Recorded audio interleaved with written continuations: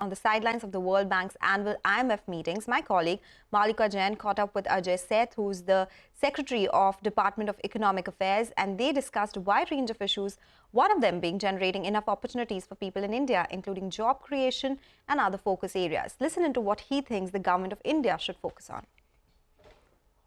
A job gets created when the investment happens in the economy. Of course, there has to be right skilling. Sure. And at the moment, World Bank and Asian Development Bank are working very closely with Government of India to put together the scheme which Finance Minister announced in the July budget, a major skilling program in partnership with the states and the industry.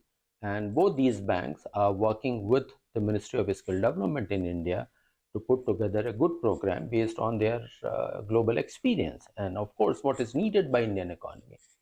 So jobs get created through the investment into the economy. And which are the investment areas possible?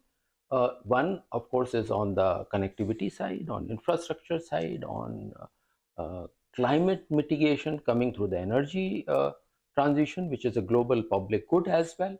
So these are the areas where discussed it, and also discussion happened around that how the private capital can be mobilized through leveraging banks' financing. Sure.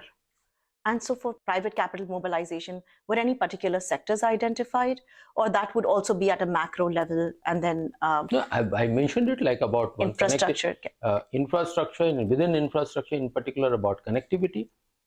And India has invested very significant amount in the last 7-8 years in terms of its road infrastructure, ports, airports, railways. These are the potential areas to attract private capital to supplement or to complement what the government systems are doing. In addition to connectivity, then comes the entire energy piece. The way India has been investing to renewable energy, the transmission lines, that is the second set of areas which were identified. Then, of course, there are other areas like urban infrastructure, which is a more complex sector, but that is also on the table. And you can catch this very interesting conversation all day today only on CNBC-TV18.